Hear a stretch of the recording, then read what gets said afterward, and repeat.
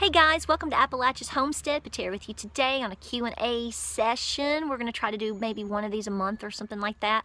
I always post in my homesteading group on Facebook that we're going to have one, and I get a lot of questions, so hopefully I'll answer questions from different people that may help you as well.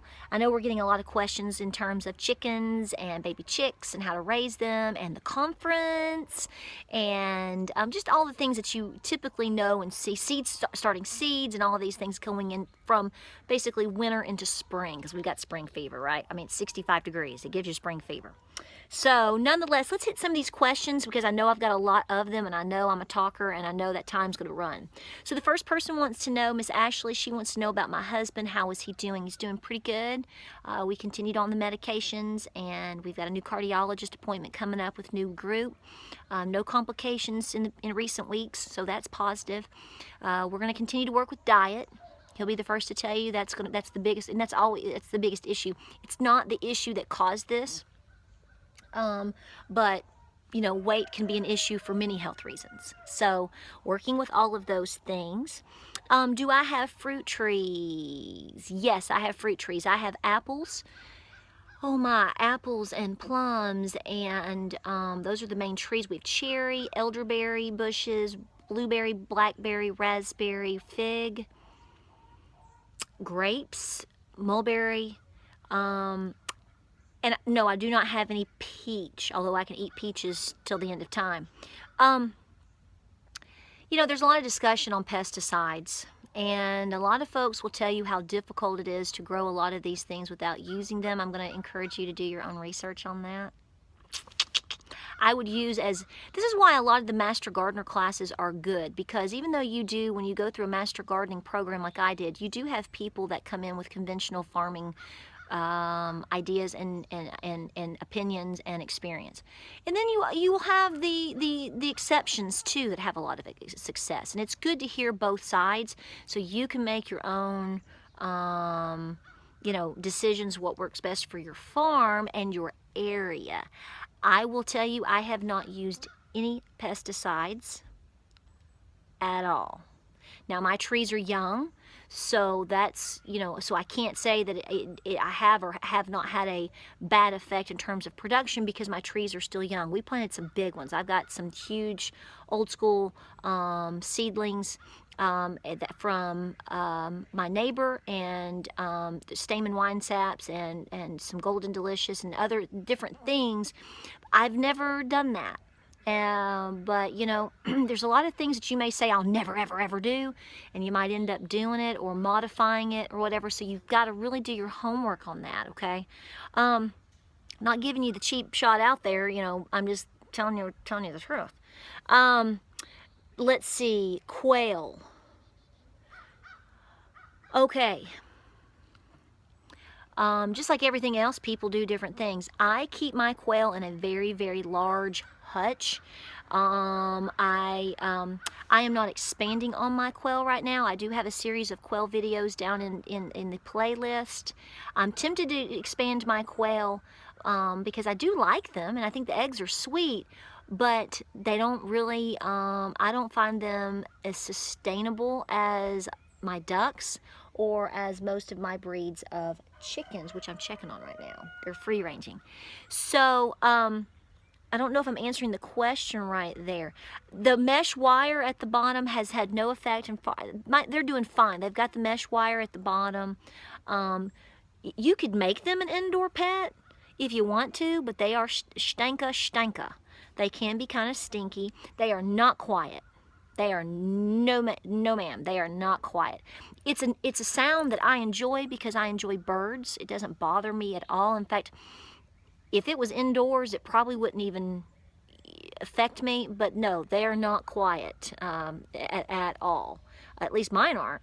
And it's not constant. It's just like with anything else. But they do make noise. Absolutely.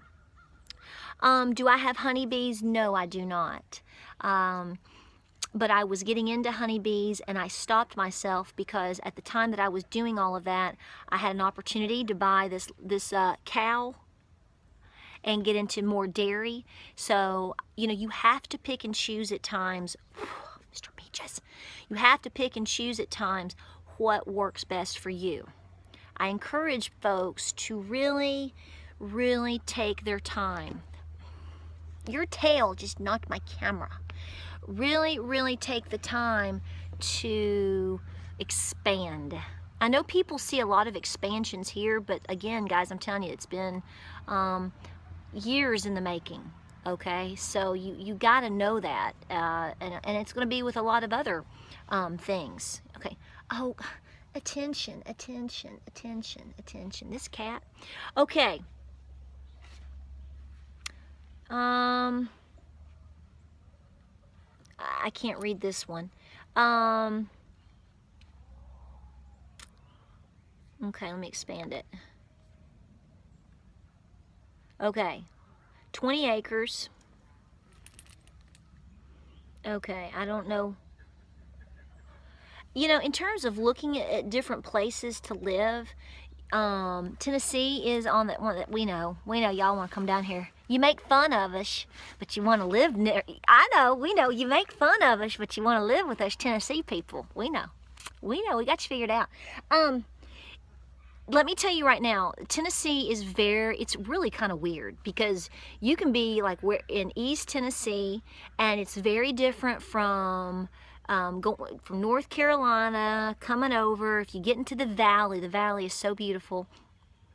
I was born in the valley. I'm a valley girl, and you know, now we're back up in the mountains, and then if you start to really start heading towards Nashville and Middle Tennessee, it changes again, and then West Tennessee to East Tennessee is very, very different. The land is very, very different. It's not all the same. I mean, we're in the mountainous area, okay? So you know, we're Rocky Top. So your goals in terms of weather and things you want to grow, and your goals are going to be very different here as opposed to what you go out to Jackson, honey. They're growing at Jackson and out towards they're growing cotton out there, people. Okay, I mean, you know, it's a whole different landscape out there. So you really need to know what are your goals for your farm, how much land you want, what you're trying to do on it to more determine where you're going to move. But not only that, where do you work and what do you do and what city do you need to be near? Because if your husband works in Nashville, well, I'd say you're probably going to be somewhere around Nashville. Okay.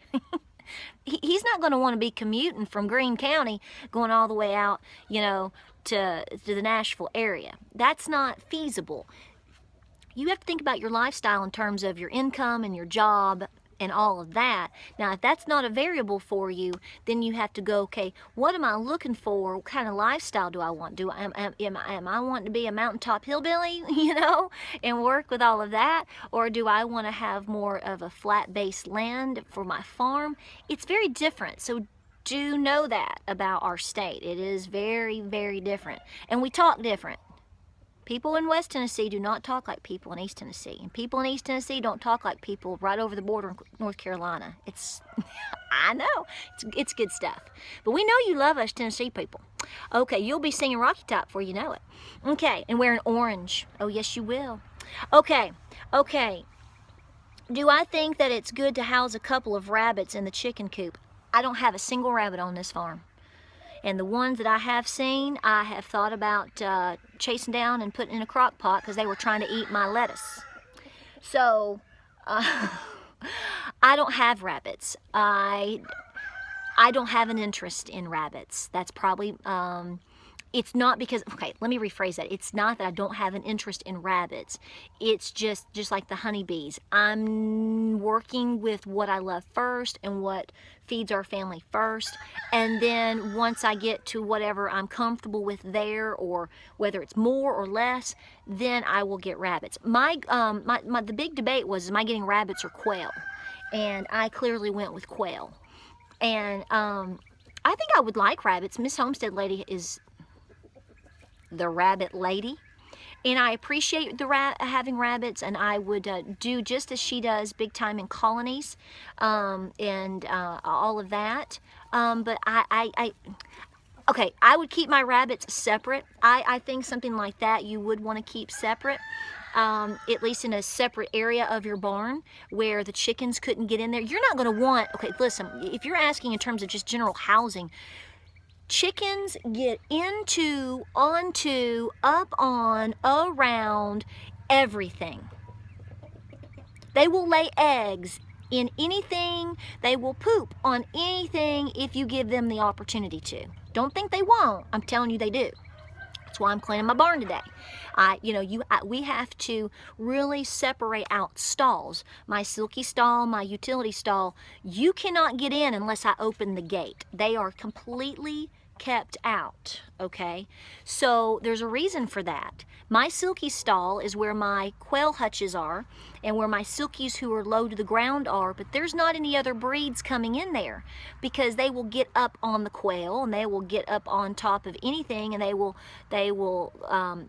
poop and they will lay eggs and they will perch and they will do all of that. I don't want that. So if you say you have a large coop area and they're necessarily in the same area, you're going to want them separate to where, yeah, they might be in the same building per se, but there is chicken wire and a barrier there where they're not coming over and getting up on your rabbit hutches and pooping on your rabbits' heads. That's something a 5-year-old would laugh at. You know, your rabbits will be poopy heads. And I'm just telling you. So I've not done that, but I'm just saying that would be the deal there. That's why my quail are separate. That's why my silkies are separate, for that particular reason. Okay, does that make, even with my goats, you know, we've got to where, you know, only so much can get in there. So that's why. Now the buffs are over here. Just like my goat stand right now. You know, we just don't set things where the chickens can get on them. We're very particular. That's why outbuildings and separation buildings and all of that are very, very critical.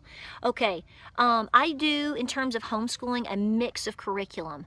My favorite for science is, my favorite for math is Saxon. My favorite for science is Appalachia. We do Wordly Wise for basic grammar, like lists and additional reading and spelling lists. I like Bob Jones as well. I really like their English. It's worked really well here. It is Not Grass. Not Grass, there for their histories right now have been great. Tennessee history, U.S. history, all of that has been wonderful. I try to mix my curriculum up. I don't go with a box set. I think if you're starting out with your homeschooling and you're not really sure what to do, I think going with a standard box set your first year, figuring out where your kid is, their strengths and their weaknesses, and then breaking away from that mid-year or the next year. That is okay. That is good. That is good. My floor in my barn is dirt floor. I don't want things slipping and sliding around on my floor, so that's why. And we keep it packed with some nice straw in a lot of areas and DE and a lot of good cleaning. I do think that possible linoleum put down, cheap linoleum put into your chicken coop. When I clean this chicken coop out over here very soon, I will be cleaning it as best as my ability, and I'm going back with some linoleum on top. I think that's going to help keep my buildings, because they're not cheap, and they're a lot of labor if you build them. You want to keep them as sturdy as possible, okay, and clean as possible, and I think that is a good way to go.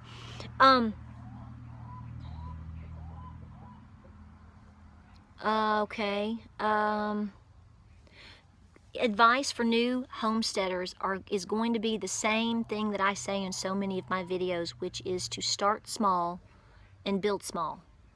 What is it? Aim small, miss small, or yeah, aim small, miss small, or whatever. I'm the patriot here. You need to go slow. You need to understand what your goals are, what your budget is, how much time you're willing to invest, and most importantly, you need to know your land.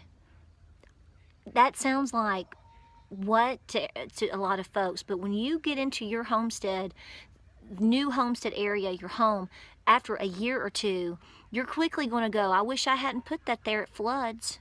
I wish I had put that closer to the house. I wish I had put this over here, because when I have to clean this out, now I got to truck all the way across an acre to put my, you gotta think about proximity of distance and time, because that affects your time involved, which will affect your sanity and will affect your willingness and wantingness to do a lot of these things. Yes, it does take some strategy. Planning, yes, but more strategy. And in order to do that, you've got to understand it. Okay? That shed down there, I don't know if you can see it. I wish I hadn't put it there. It works for me because we make it work. That's why I built the barn up here. Because it's flat, it's next to my building, it's next to my driveway. I can build a big, if I get a horse, I've got my riding ring area right next to it. Yes. My coop right here and my ducks right here. Smart. That was good because I can look out my, Lord knows I'm at the kitchen sink all the time.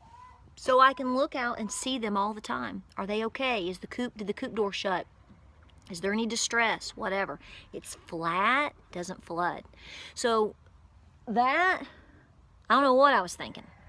You know what I was thinking? I was thinking I need something up quick, and we hadn't given it enough time to judge, and we hadn't had a whole lot of rain to see, oh, if you get a flash of rain coming through after a couple of days, it can flood down there. Now, pigs didn't help that scenario. Pigs never help that. But I'm just saying, you learn where your strengths and weaknesses are in terms of your land, how to make them better. So don't put anything permanent. You know, a little chicken coop or something's not a big deal, but you just got cut off because Starry Hilder was calling me. Starry. I'm gonna call you back. I hit the decline real quick. Give me 5 minutes. I'm gonna finish this video and I'm gonna call you back. So there was in the video, it's because my Last of the Mohicans theme song started playing and it said Starry. So I'm gonna call you back, girl. Call you right back. So again, know your homestead and figure your land. Okay, I'm gonna have to be quick now because I know I was up to at least 16 minutes or something. Why did I choose to homeschool? Because I feel it's my responsibility to educate my children in how I see best fit for them. I don't feel anyone else should take that responsibility. We are blessed to have been able to do this. It is difficult on many days. I'm not going to make any, I hear birds. There's a bunch of birds right here. I'm not going to make any bones about it. It can be challenging. I'm so thankful to have a husband that's really willing to work with me on that. And he knew that, and he agreed to that, and we've been doing it. Gosh, is this our 5th year? Yes, we're going into our 5th year. So, 3 boys. So, we've been doing it from basically, you know, 2nd grade up. And it, you know, I'm glad we did. It's going good. Let's see. Thinking about getting meat chickens and turkey. When do you think it's best time to, I think you have to plan when you're wanting to butcher these animals. You need to know when is the best time for your area for you to be butchering. You know, is it best for, you know, maybe early spring when it's still kind of cool, and then you know, if you're getting like Cornish rocks and you hit the 12-week, then you're going to be butchering right before you get into the major heat of summer. You know, you have to look at the timing of which, how big do they need to be? How can you house them? When do you want them? And how that works for your area, okay? You are not going to want to be out in the middle of August, for heavens. I'm not. Well, you can do whatever you want, okay? I'm not going to be lining up 20 roosters out here and it's 98 degrees. No. That's just not where, Mama ain't doing that. So you have to know, when are you doing what? And maybe you won't end up doing it this time. Maybe you end up selling them because it's so hot. Or what if you get mono? Or what if your husband is sick? Or, you know, what if? I know that sounds so negative, Nelly, but I'm telling you, them what ifs are out there, honey. They're bright neon pink. Okay. Did I talk about moving to Tennessee and it being different? I did. Okay. What is the differences in raising ducks versus chickens? Look at this. Hey, the main thing that I find with my chickens versus my ducks, now I only raise khaki Campbells, so do know that. The main difference with my ducks versus my chickens, they're very different. You hear my chickens, don't you? Have you heard a duck yet? My ducks are just right there. Now they'll make noise. Not making a sound. Quiet. Doesn't mean they don't make noise, but my khaki Campbells are overall just fabulous. The duck eggs are incredible. The main thing that I find is that you're going to obviously, for that particular breed and a lot of different breeds, depending on who you talk to, they may not go broody. With that being said, that doesn't mean that your chickens are going to go broody either. That's why silkies are good. I got silkies sitting on duck eggs. So let's hope that works out. But it's just a totally different concept. I do keep them separate. I do not want conflict between my drakes and my roosters. And somebody's going to say, well, I put mine together and they don't have any trouble. Well, you don't have as many roosters and drakes as I do either, probably. I mean, if you got one-on-one, maybe those two get along somewhere. I'm not willing to take a chance with that. And, you know, I'm just particular about that. I don't want any more, I don't need any more conflict or drama on the farm than what the farm already offers in itself. So I do keep them separate. I do not let them free range in my garden when my garden is doing its thing, because I'm sorry, they can absolutely, they can do damage. Mine can. Just a totally different animal. I don't know how to,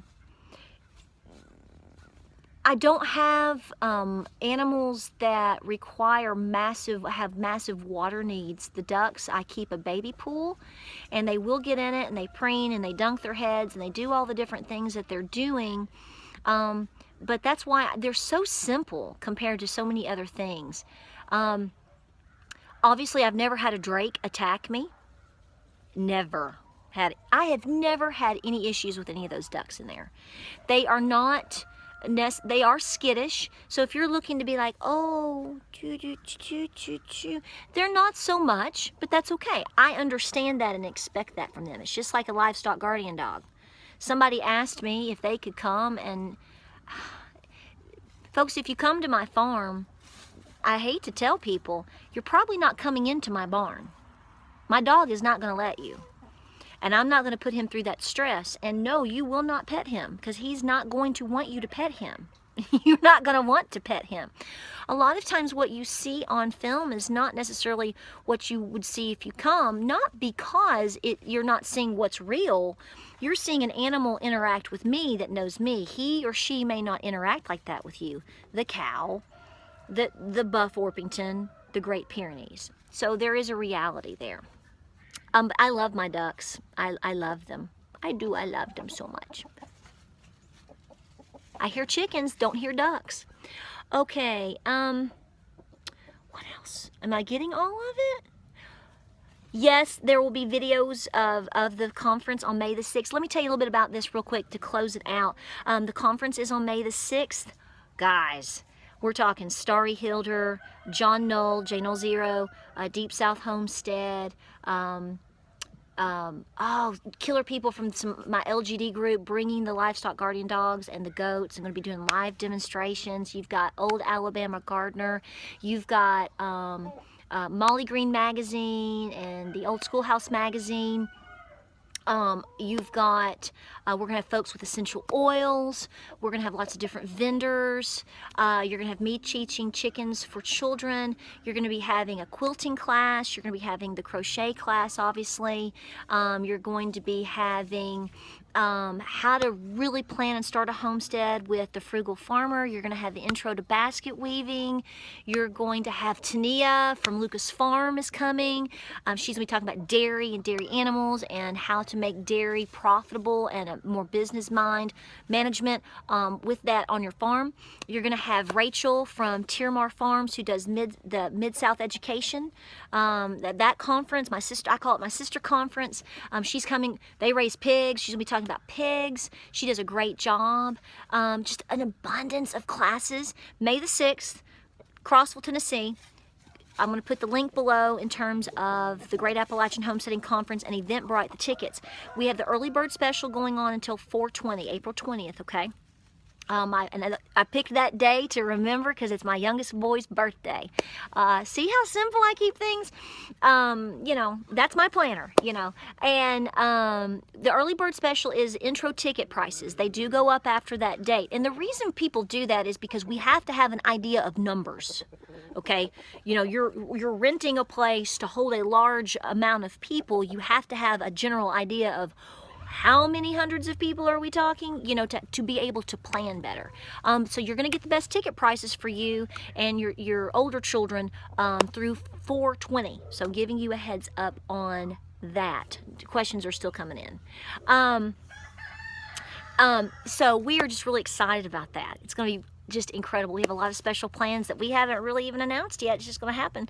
And so you are really going to want to be there. Seed saving. Jim Buckenmeyer, he's going to blow your mind. Kubota, Sloggers, Lodge. I mean, it's just incredible. We met folks yesterday that came last year, and we knew they came up and we came to a deli way up in Crossville, and they came up and they're coming again, and the kids are coming, and it's just going to be awesome, y'all. I hope you really get to come. You're going to have a good time. I think I answered most of the questions. If I didn't, I apologize. You know, we'll do this again. You hear that? The cat's running because of a truck. The chickens are making a ton of noise. The ducks are just slightly starting to quack. Just slightly. They're wonderful. Guys, thanks for watching. Check us out on Facebook, Instagram, and Pinterest. We'll talk to you soon. Try to get this uploaded. It's going to take a while. Starry, I'm calling you here in just a minute, girl. I'm going to call you. And looks like I need to round up some chickens. What do you think? Love you guys. Thanks for being so good to us all the time. Hope this helped you out. We'll talk to you soon. Come on. Well, come on, Cuckoo Lachey. Mr. Peaches, what are you doing?